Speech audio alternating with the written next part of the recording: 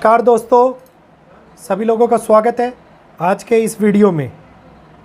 आज के ये वीडियो उन पहलुओं के ऊपर है जिसमें लोग मर रहे हैं, जगह जगह पर जीव जंतु मर रहे हैं और लोगों के मरने और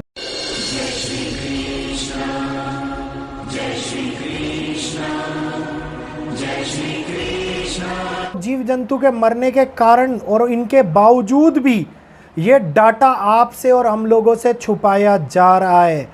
कितना भी छुपा लो, इसके बावजूद भी जो चीज़ें हमारे सामने निकल के सामने आ रही हैं, आज उन पहलुओं के ऊपर गौर फरमाने का समय है। सारी की सारी घटनाएं, सारी की सारी अव्यवस्था, सारी की सारी नीति जो प्रणाली जो बदली है, मैं आप लोगों को आज इस डिटेल वीडियो के माध्यम से बताने वाला हूं।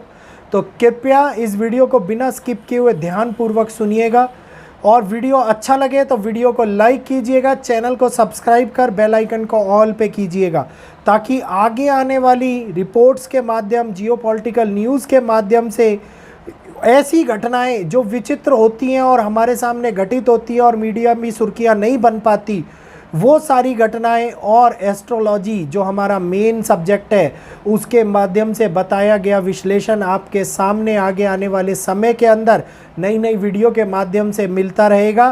तो इसलिए चैनल को सब्सक्राइब अवश्य करें। तो अब देखिए, साउथ अमेरिका के अंदर कई लोग मारे गए, लोग पलायन करने पर मजबूर हो चुके हैं, वहाँ से छोड़ के दूसरी जगहों के ऊपर जाने को मजबूर हो रहे हैं, क्योंकि अगर वो छोड़ के नहीं जाएंगे तो पता नहीं कब रात को मौत उनके दरवाजे के ऊपर दस्तक दे दे और वो लोग भी मारे जाएं। तो साउथ अमेरिका के अंदर होता हुआ ये बदलाव, जिसमें 13 कंट्रीज़ शामिल हैं, जिसके अंदर पश्चिमी देशों में कोलंबिया, ब्राज़ील, कोलंबा, पेरू, ये सारे के सारे एक के बाद एक विचित्र परिस्थितियों में प्राकृतिक प्रकोप की फंसते जा रही हैं।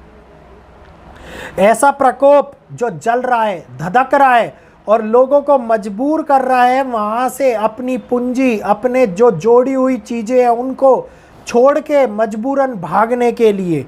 और इन बातों पे बहुत सारे लोगों का अभी भी अगर यकीन ना हो तो मैं उन लोगों से ये बात बोलना चाहूँगा, अरब देश, अफ्रीकन कंट्रीज़, अमेज़ॉन सुना होगा सभी लोगों ने, और ख़ास तौर के ऊपर अमेरिका के भाग, इस समय के ऊपर विचित्र परिवर्तन से गुजर रहे हैं, जिसकी जानकारी आप लोगों को सर्च करने के मीडियम से मिलेगी, बिना सर्च किए मीडिया के माध्यम से नहीं मिलने वाली है।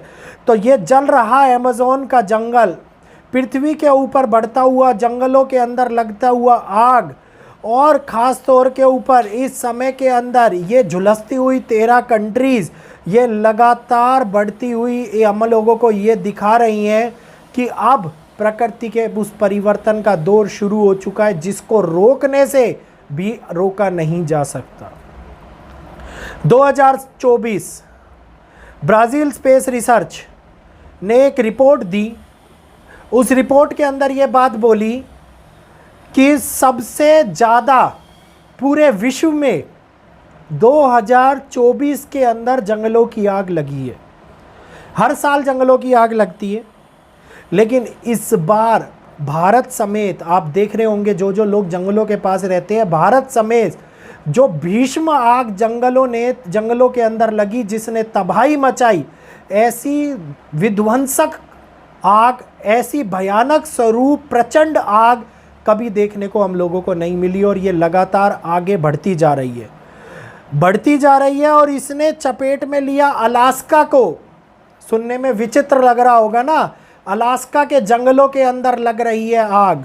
इसके साथ साथ अमेज़ॉन के जंगल, जो पृथ्वी का फेफड़ा माने जाते हैं, क्लाइमेट को, CO2 को रोकने में सबसे बड़ा योगदान उन्हीं का जंगलों का होता है, वो जंगल अब जलते जा रहे हैं, वो जंगल अब सुकड़ते जा रहे हैं। अगर पृथ्वी के फेफड़े ही खराब होने शुरू हो गए तो अब आप समझिए कि पूरा विश्व एक बड़ी भयानक कैंसर की चपेट में आता हुआ दिखाई देगा।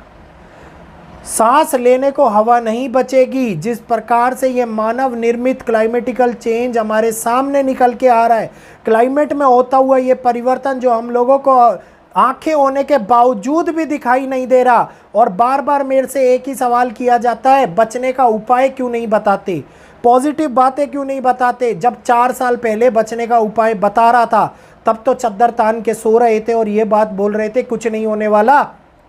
अभी तो हजारों साल का समय बचा हुआ है, अब किस बात की चिंता खाई जा रही है, अब क्यों बचने के उपाय पूछे जा रहे हैं। अब इस समय के अंदर बचने के उपाय क्या, पेड़ लगाने से आप लोगों को लगता है कि ये प्रकृति के अंदर शुरुआत जो परिवर्तन की हुई है वो रुक जाएगी। जो 100 50 साल 10 20 साल के अंदर बड़े होने वाले पेड़ जो इतने साल लगा देते हैं और चंद मिनटों के अंदर उनको काट दिया जाता है, वो अब एकदम से क्या रोकने से पृथ्वी के ऊपर आने वाला ये मानवीय त्रासदी रुक जाएगी।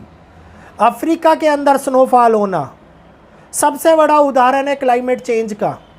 सब लोग इसको एक्सेप्ट कर रहे हैं और हर करना भी चाहिए, क्योंकि पृथ्वी के ऊपर होता हुआ ये बदलाव हम लोगों को ये दिखा रहा है कि जब अरब देश के रेगिस्तानों के अंदर, बड़े बड़े रेगिस्तानों के अंदर घास के मैदान उग रहे हैं, पहाड़ धंसते जा रहे हैं, धरातल धंसते जा रहे हैं, धरातल जो प्लेन धरातल है उनमें से ऊंचे उठते हुए, पृथ्वी के ऊपर से उठते हुए पहाड़ पठार बनते जा रहे हैं। जिन जगहों के ऊपर बाढ़ नहीं आया करती थी वो इस समय के ऊपर भीषण बाढ़ और आपदा की चपेट में आ रहे हैं। दुबई, अरब जैसे जहां पर बाढ़ के लेकर के निकासी नहीं बनाई गई, क्योंकि वहां पे कभी भी इतनी तीव्र वर्षा हुआ ही नहीं करती थी, और अब वो इतनी भीषण वर्षा को देख रहे हैं कि वो लोग हैरान है कि कैसे हो रही है बिना कराई ये वर्षा। जो लोग कृत्रिम वर्षा करा के अपने जीवन को चला रहे थे, वो लोग अब प्राकृतिक वर्षा की मार से अपने आप को बचाते हुए नजर आ रहे हैं। तो ये वो समय है जिसमें पहाड़ से लेकर के और धरातल तक के अपने जितने भी क्षेत्र हैं सभी के सभी बदलाव की ओर आगे बढ़ रही हैं। जंगल अपने बदलाव को आगे दिखा रहे हैं। अमेज़न की सबसे बड़ी नदी, जो विश्व की सबसे बड़ी नदी मानी जाती है, 6400 किलोमीटर की नदी, वो अब सूखती जा रही है।